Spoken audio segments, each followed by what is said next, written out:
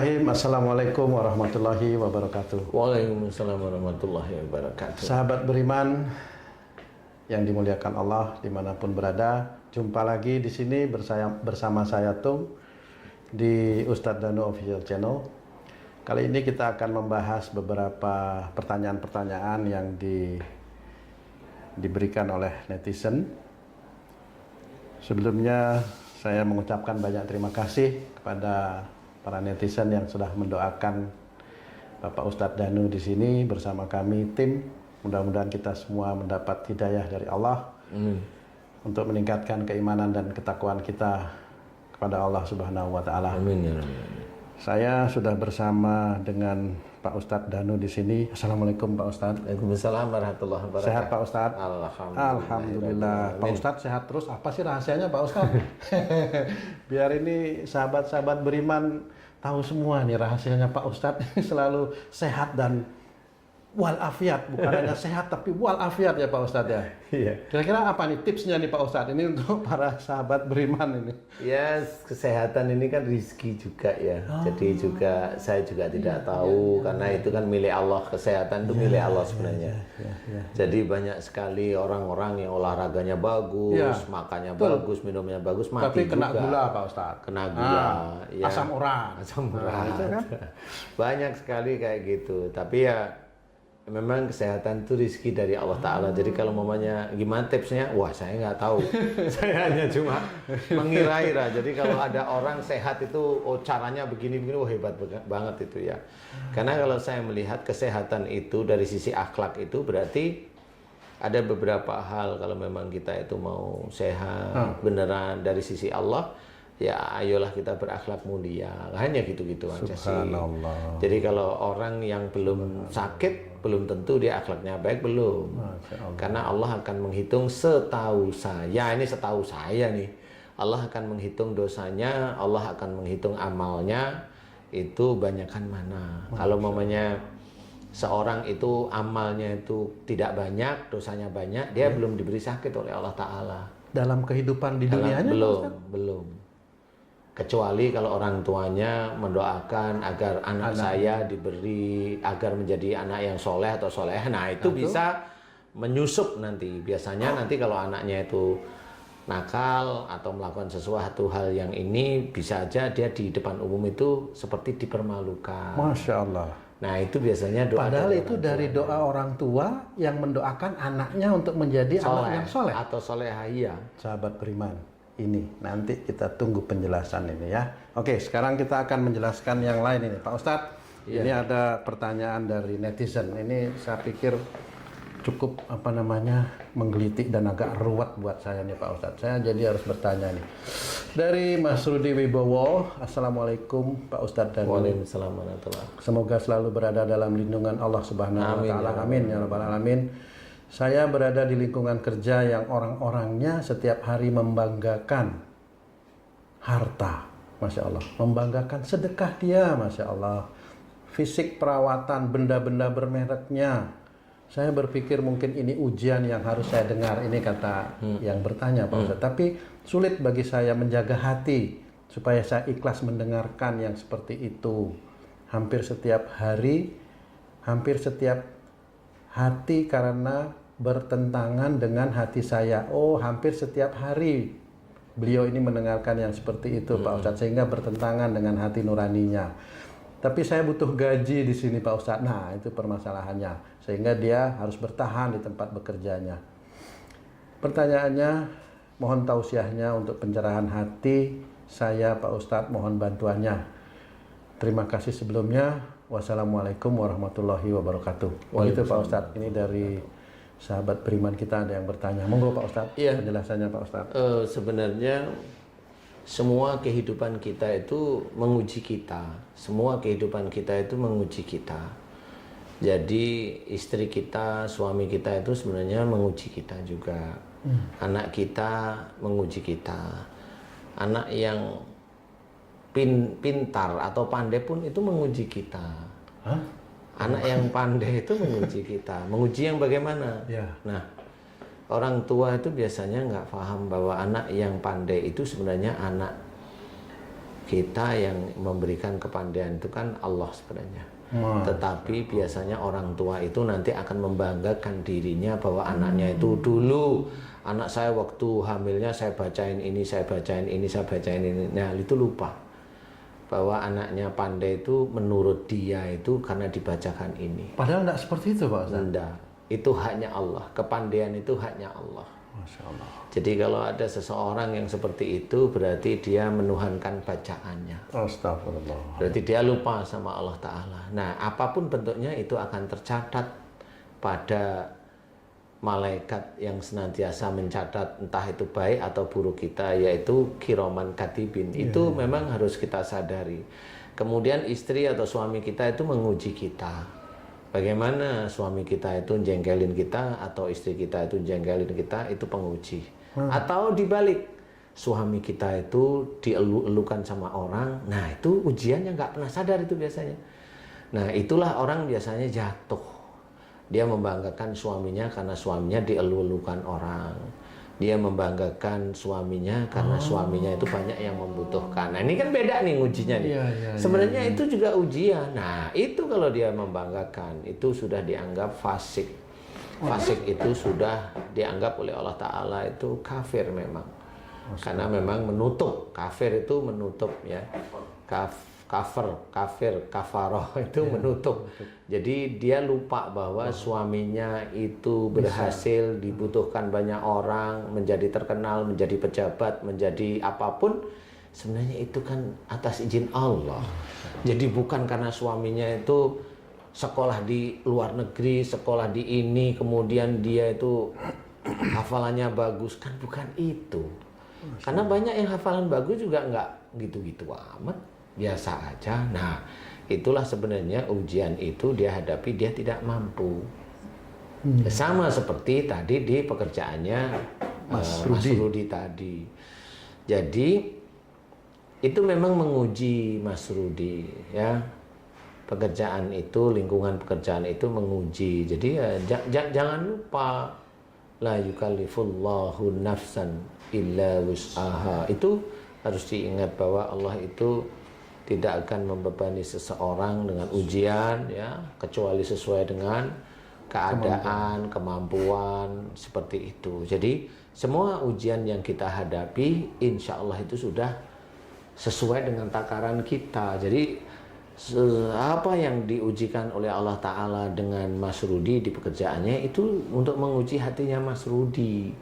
Jadi pada waktu ada teman-temannya itu pamer tentang hartanya, pamer tentang apa namanya, sedekahnya, mamanya. Ya, betul. Apa yang mau dipamerin kan gitu ya. Sedekah itu niatnya kan Allah Ta'ala. Kalau dia itu pamer sedekahnya, itu namanya riya. Dia ingin dipuji. Jadi nggak perlu seperti itu, karena yang namanya sedekah itu karena Allah Ta'ala yang tahu dan dia. Dan kalau dia pamer, terhapus itu amal solehnya. Nah, terhapus itu. Itu untuk orang yang pamer kan itu Pak Ustadz ya. Nah ini untuk yang mendengarkan itu juga kok jadi sakit hati. Nah itu bagaimana? Nah istilahnya itu, Pak kalau di sini sakit hati itu sebenarnya karena bingung, karena keadaannya seperti itu aja, bukan sakit hati ya. Jadi dia bingung. Sebenarnya lingkungan itu kayaknya Mas Rudi ini kayaknya nggak srek lah, nggak srek aja. Cuma ya karena beliau juga butuh gaji, jadi beliau tetap harus bekerja. Nggak apa-apa sih sebenarnya Mas Rudi di situ tetap nggak apa-apa. Tiap kali ada temennya itu ngomong tentang pamer kekayaan Mas Rudi atau siapapun, senantiasalah bertasbih. Subhanallah, subhanallah. Karena apa? Pada saat imam ada kesalahan, makmumnya mengucap subhanallah. Jadi itulah kesalahan manusia yang kalau kita itu tahu mengucap subhanallah tapi lirih, nggak usah orang itu mendengar, bahwa kita tahu bahwa memang yang maha agung itu kan sebenarnya hanya Allah. Siapapun mereka ya Pak Ustadz. Siapapun mereka, karena dia melakukan suatu kekeliruan. Orang pamer harta itu kekeliruan, itu sebenarnya nggak harus dipamerkan. Punya boleh, tapi kalau pamer jangan. Itu kan riya. Ya. Ujub istilahnya. Jangan, nanti akan menjadi kesombongan. Akhirnya ngejek orang lain seperti itu. Ya. Nah, untuk teman-teman beriman yang lain, guys, jadi belajarlah untuk tidak. Karena pada waktu kita ada seseorang yang sebenarnya ranahnya Allah, tetapi dia pegang ranahnya Allah itu, yang memberikan harta itu kan Allah. Betul. Jadi kesannya itu dia sendiri. Contoh, umpamanya kan gini, ini saya memberikan contoh. Ya. Seseorang itu punya rezeki. Ya, ini saya urut, orang itu mendapatkan rezeki dari Allah, ya. Mendapatkan rezeki dari Allah dari bekerjanya dia. Betul ya? Padahal Allah itulah yang sebenarnya yang memberikan pekerjaan dia. Sebentar nih, gimana tuh Pak Ustaz? Sebenarnya Allah itulah yang memberikan pekerjaan kepada dia. Terus dia mengerjakan pekerjaan itu. Mengerjakan pekerjaannya itu, terus dapat imbalan dari bosnya itu, dari pekerjaan yang dia kerjakan itu, gaji namanya. Nah, gaji ini sebenarnya kan juga dari Allah Ta'ala. Oke, dia ngelamar. Oke, saya terima karena ngelamar. Betul. Oke, ya? Ada ikhtiar. Ada ikhtiar. Oke. Tetapi saya mau tanya, kalau dia ngelamar hanya nulis saja disuruh orang, kemudian dia kerja, dia bisu, dia nggak bisa mikir, dia buta, matanya nggak bisa ngelihat, dia budak telinganya. Emang bisa ngerasain apa? Masya Allah. Emang mata itu punyanya dia atau punyanya Allah? Ngarit aja nggak bisa itu. Ngaret aja nggak bisa. Nyela orang juga nggak bisa, mau nggak bisa lihat, mau nyela apaan kan gitu. Nah, itulah makanya semuanya ini milik Allah lah, ngapain harus dibanggain? Ya harus memuji Allah terus. Muji Allah, bersyukur, muji Allah, bersyukur. Lah ini kan sudah dijelaskan, la in syakartum la azidanakum. Lah nanti orang-orang, saudara kita yang muslim, ya muslim lah, saya nggak yang lain-lainnya muslim. Pernahkah ngerti? Wala in kafartum itu yang mana? Nah, itu.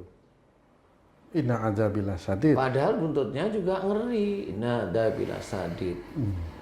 Nah, seseorang yang merasa harta itu miliknya karena jerih payahnya, itu sudah dianggap oleh Allah Ta'ala kufur. Masya Allah. Siapapun orangnya, dia pun orang muslim pun sama, dia dianggap kufur oleh Allah Ta'ala. Makanya kalau dia pamer harta itu dianggap kufur oleh Allah Ta'ala. Siapapun orangnya. Mau dia orang biasa atau dia seorang pendakwah, kalau dia itu memang pamer, kufur. Karena nggak ada yang akan dipamerkan kita. Kenapa? Lah yang punya mata siapa? Yang punya telinga juga siapa? Yang punya otak siapa? Yang punya kaki, tangan, itu siapa coba? Allah. Kenapa itu aku bahwa ini harta dari jerih payah saya? Itulah yang dikatakan. Orang itu akan sadar kalau sudah nanti di akhirat. Na'udzubillah. Makanya kita harus pahami bahwa ujian untuk kita insya Allah akan bisa selesai kalau kita tenang, senyum, sabar, bertasbih pada Allah Ta'ala, memuji Allah.